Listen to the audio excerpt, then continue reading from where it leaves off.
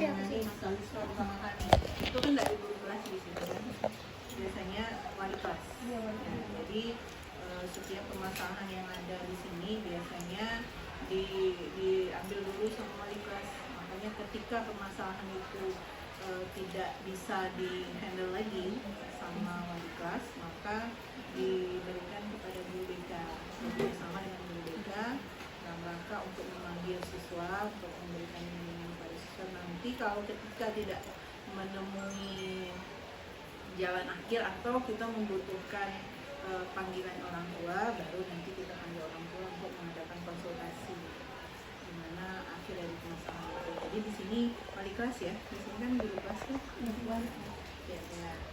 Ada pelaporan masalah ke kepala sekolah, ke guru BK ada prosedur atau alur tetap dalam menangani masalah siswa ada ya. Jadi kita biasanya kan di kelas itu beda di SD sama SMP itu kan beda.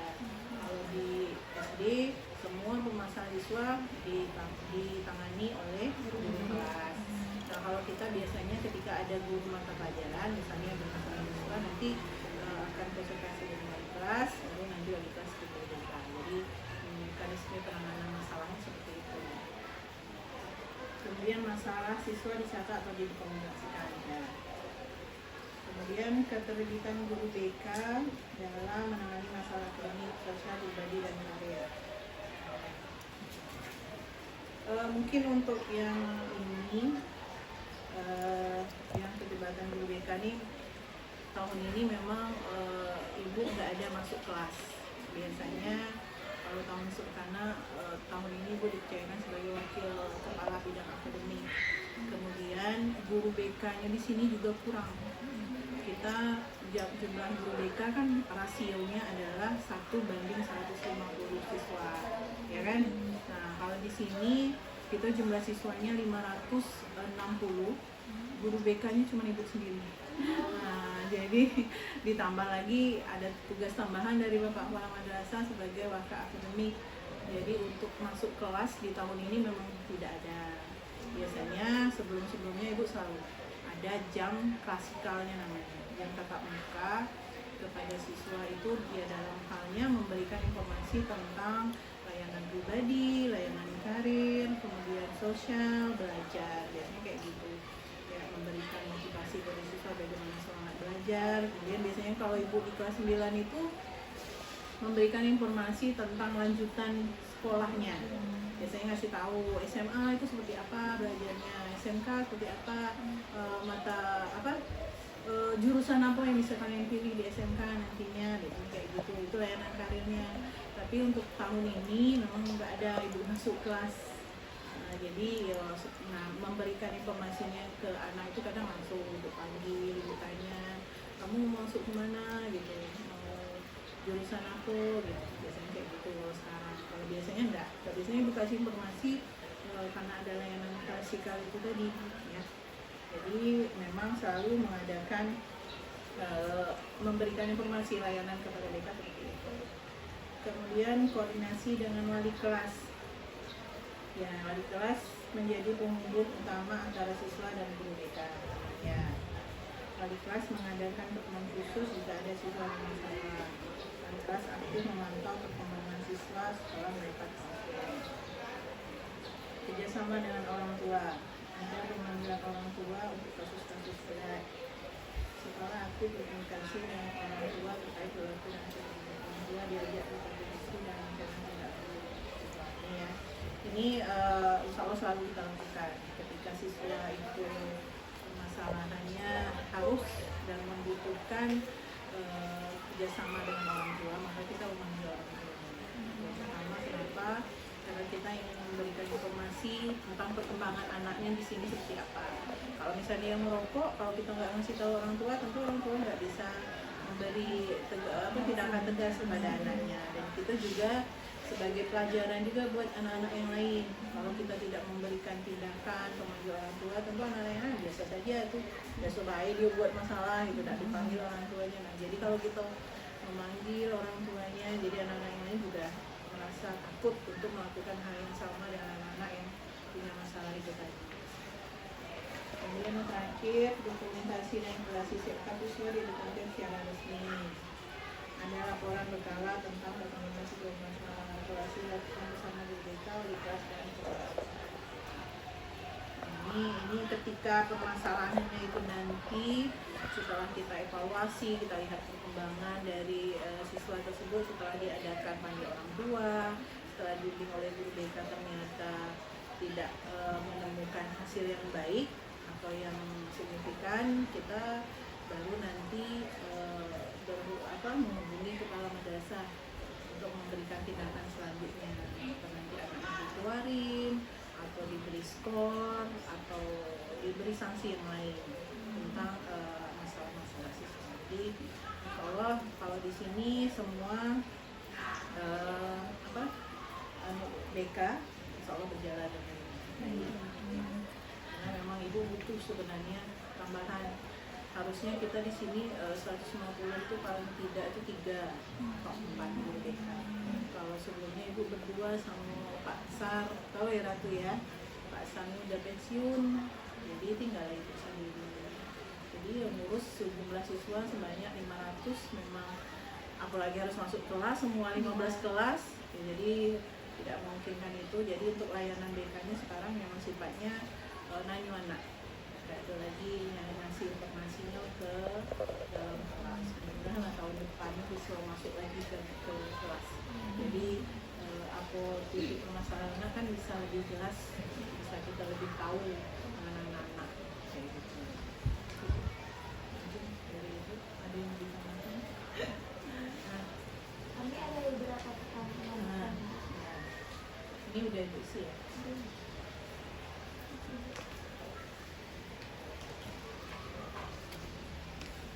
Berarti memang di sini kayak ada mata pelajaran terus BK gitu sebelum. Ada, itu yang gue bilang tadi. Sebelumnya kita ada mata tatap fasikalnya 1 jam pelajaran, ya 1 jam BK.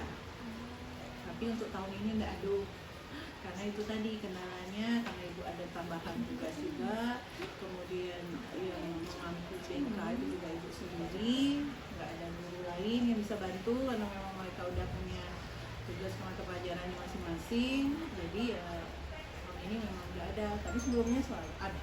1 kelas itu 1 jam. 1 jam. 1 jam BK. Saat itu kan sama dengan 2 jam sebenarnya.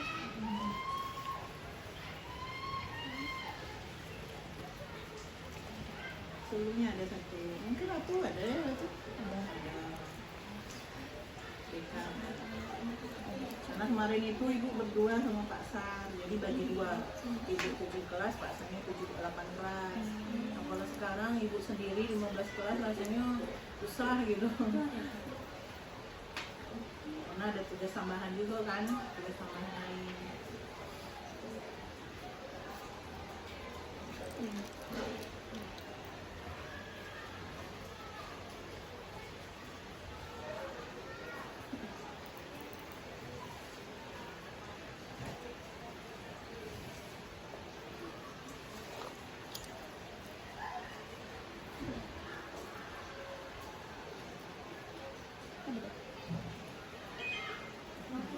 Sebelumnya apa saja sih tugas utama ibu sebagai guru BK di MTS ini?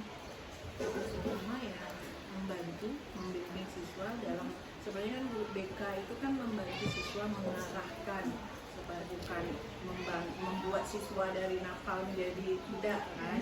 Kadang kan orang menganggap BK itu kantor polisinya sekolah. Nah, yang bertinju masuk BK, yang belago yang apa masuk dalam BK. Tapi kan sebenarnya tujuannya bukan seperti itu baik kan. Hanya memang pada intinya banyak yang seperti itu. Tapi sebenarnya itu membimbing siswa, mengarahkan siswa. Kalau pengen belajar yang bagus seperti apa, kalau pengen supaya dia bisa kan bersosialisasi di kelas, kan kadang ada anak yang sering dibully, anak-anak yang nggak bisa bersosialisasi dengan kawan-kawannya, nggak bisa bergaul. Nah itu juga menjadi tugas guru BK, jadi mengarahkan siswa, menentukan bagaimana dia bisa bergaul dengan teman-temannya, bagus dalam belajarnya, menjadi lebih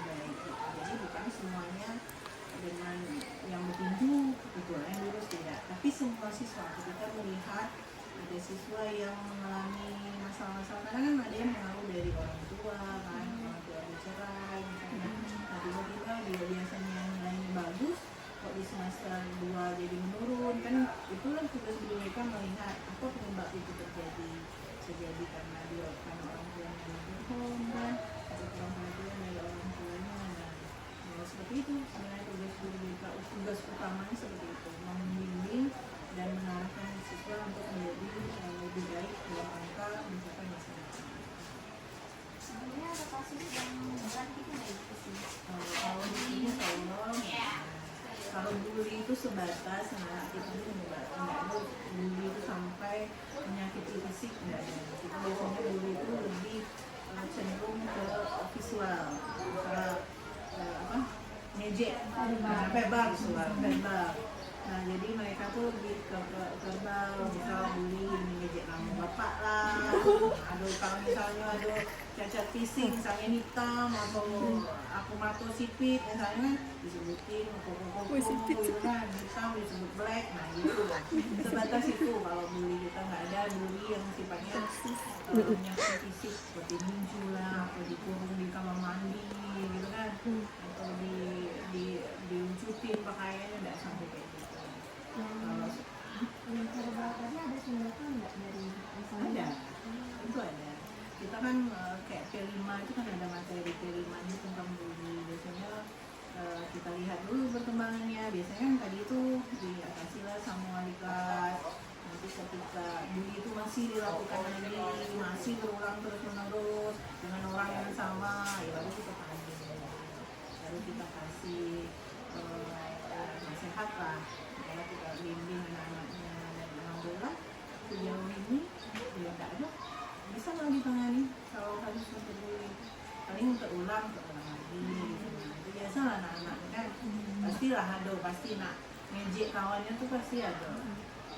Apalagi anak-anak yang pendiam, yang tidak berani melawan, nah sudah lah tuh ya, itu biasa terjadi lah, memang nggak bisa kita cuman ya kalau udah berat yang tipanya dia udah tidak mau sekolah lagi, udah nangis ngadu ke orang tua, ya kita harus mengambil tindakan yang tegas dan kita lakukan.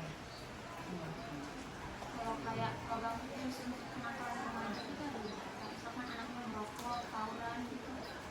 Program khusus nggak ada program khusus, tapi kita kan ada kayak PR gitu kan, ada ekskul kan, jadi anak-anak tuh kayak di PR itu kan lebih anak-anak yang mau ikut di situ kan untuk memberikan informasi kepada anak-anak tentang bahaya narkoba gitu, bahaya kenakalan remaja, bahaya seks bebas, bahaya merokok, itu ada. Tapi kalau untuk semua mungkin tidak, hanya untuk beberapa orang. Dan itu kalau misalnya ada misalnya peraturan merokok banyak, itu paling itulah yang kita masih itu. Karena memang kalau biasanya ibu selalu kalau ibu masuk kelas kemarin itu selalu ngasih informasi tentang bahaya merokok, kenakalan bebas, itu pasti. Tapi karena sekarang tuh memang dari jam tadi ya tidak ada masuk kelas ya, jadi terbatas untuk memberikan informasi, dan program khusus tuh ada sebenarnya. Cuman ada, tapi nggak dibuat program khususnya, enggak. Tapi itu larinya ke ekskul gitu. Terus siswa ini kan punya karakter yang beda-beda ya. Bagaimana ibu melakukan pendekatan kepada siswa-siswa tersebut? Ya, dengan berbagai macam cara. Yang pertama ya kita lihat posisi atau kondisi dia saat itu seperti apa. Karakter anak dia beda. Kayak anak-anak yang keras, kita nggak mungkin juga keras kan. Nah, kita juga memang harus mendekati dengan mereka dengan lembut gitu. Nah, kalau kita tambah keras ya mereka semakin melawan dengan kita. Dan beda lagi sama anak-anak yang pendiam. Nah, anak pendiam itu memang butuh waktu khusus memang untuk kita mendekati mereka. Nah, yang pendiam itu memang susah untuk diajak bicara. Kadang ada yang tidak mau nih, kemana pun kita maksa untuk dia ngomong, ngakuin aku tidak mau nih. Karena ya cara kita ya tetap kita usahakan supaya mereka mau mengungkapkan apa perasaannya. Kemudian kalau dulu ibu juga ada kayak suruh tulis di ibu masuk kelas kan, ibu suruh mereka mengungkapkan isi hati mereka, pikiran mereka di selembar kertas. Karena biasanya kan mereka nggak berani ngomong, nggak berani bertatap muka langsung gitu nyampein masalah. Jadi suruh nulis di kertas, apa yang pengen kamu sampaikan, apa yang kamu rasakan saat ini, apa yang jadi pikiran kamu saat ini. Nah dari itu ibu bisa lihat mana yang kadang ada anak yang mau semuanya mau dikasih tahu ceritain, ada yang cuma sedikit baik kan. Nah dari situ baru kita bisa panggil anaknya kenapa, ada apa gitu. Jadi kita tulis ini misalnya seperti apa gitu kan. Nah, memang karakter anak berbeda-beda, sangat berbeda-beda. Apalagi anak MTS ya, yang masa mereka ini kan masa pubernya kan, masa labil, jadi memang mudah sekali terpengaruh dengan hal-hal yang tidak baik, itu mudah sekali. Contoh, dia yang awalnya nggak pernah merokok, tiba-tiba bergaul dengan seseorang yang sering merokok, akhirnya merokok gitu. Itu untuk beda. Ngurusin anak SD, SMP, dan SMA itu sangat berbeda. Memang yang butuh tantangan tuh di usia remaja ini, remaja awal namanya, usia 12 sampai 14 tahun untuk anak SMP ini memang enggak itu. Kalau SMA mereka kan udah mulai ada tujuan mau kemana. Nah kalau anak SMP ini nggak tahu tujuannya mau kemana tuh nggak tahu. Apalagi kalau udah sibuk pacaran, udah ya diganti. Kita tuh paling besarnya banyak masalah kayak gitu. Anak udah pacaran, udah tahu gandengan tangan, dan melakukan hal-hal yang memang belum pantas untuk mereka lakukan, itu pasti ada. Itu pasti akan ada terjadi di sini. Tapi insya Allah bisa kita. Kalau masalah yang sering dialami di sini itu apa ya? Masalah yang paling sering itu ya itu tadi. Lagi anak kelas 7 baru masuk itu ada aja.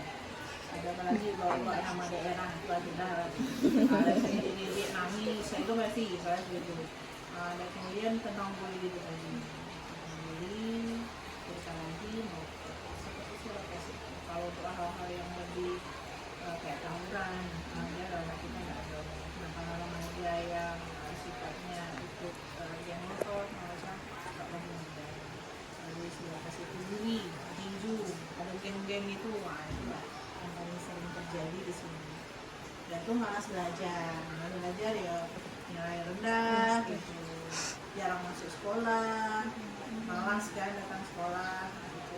Itu lah masalah paling sering terjadi. Ini terakhir Bu, selama Ibu mengajar di sini, apa sih tantangan nih sebagai guru BK yang sering Ibu hadapi? Tantangan banyak sekali. Ya. Apalagi kita kan ibu kan bukan orang asli sini kan, ibu orang Kerinci asal di sini. Dan tantangannya yang pertama memang kita kan di sini beragam daerah, beragam desa ya, dari dusun lah, dari macam-macam lah. Dan namanya itu anak-anak kadang tidak terlalu menghargai, karena mereka tidak terlalu tahu fungsi BK itu seperti apa sebenarnya kan. Kadang kalau ibu panggil sini malah ketakutan. Padahal di kelas itu ibu selalu ngasih tahu, nak jangan kalian anggap di ruang BK itu sebagai kantor polisi. Jadi kalian anggap yang masuk ruang BK itu udah masuk daftar hitam. Tidak, kalian boleh kapanpun nyampein apapun ke ibu boleh. Kalau mau chat WA, nomor HP kan dikirim, dikasih. Nah, silakan kalau mau ngasih tahu apapun, mau cerita tentang apapun boleh. Jadi memang itu tantangan utamanya, karena anak kadang belum begitu mengerti fungsi BK itu seperti apa. Dulu kan di sini ruangan kita alhamdulillah sekarang udah cukup bagus ya Ratu. Kalau kemarin tuh ibu cuma di situ aja, ruangan ini gudang. Gudang. Sebelah di dalam itu masih banyak juga barang-barang. Nah, sekarang alhamdulillah ruangan kita udah cukup bagus ya, jadi anak-anak bebas dimanapun mereka mau kesini. Dan itu selalu ditanamkan oleh anak-anak, kasih tahu lah anak-anak kalau kalian kemudian, karena kadang orang permasalahannya kan ruangannya nggak ada, alhamdulillah kita punya ruangan yang insya Allah bisa membantu membuat siswa jadi lebih nyaman. Biasanya di dalam, kalau mereka nggak berani di sini, ayo kita masuk ke dalam. Karena di sini kalau ibu sebelah sini kan apa kesukaan. Jadi boleh main ibu sekarang di sini. Biasanya harusnya kan di sini memang berbeda kan. Karena kadang anak-anak itu kadang ada orang lain mereka nggak berani gitu kan. Itu tantangan terbesar itu. Tidak ada tantangan yang lebih itu enggak. Itu udah biasa. Jadi udah jadi guru BK udah lebih 2005 udah 20 tahun. Sebelum aku Belum. Ya ibu diangkat PNS sebagai Udah. BK itu udah dari 2005. Jadi lulus kuliahnya 2003. Jadi PNS pindah ke sini 2009. Jadi di sini udah lebih kurang 17 tahun. Jadi BKDPS aku. Memang 2 orang cuma sampai sekarang nggak menambah gitu. Sangat membutuhkan apalagi yang muda-muda yang bisa berbagi tentang ilmu baru ilmu BK kan. Nah tapi sayangnya kan sekarang belum ada. Ada yang mengasuhin lamaran. Ada, cuman kan nggak boleh nggak. kata bapak tadi kan Harus sertifikasi. Gitu. Nggak boleh, padahal banyak lah ada yang nggak boleh manual. Harus gitu. Nah sampai sejauh ini udah bilang. Jadi alhamdulillah wali kelas mengerti kan buat masalah itu bisa mereka atasi sendiri.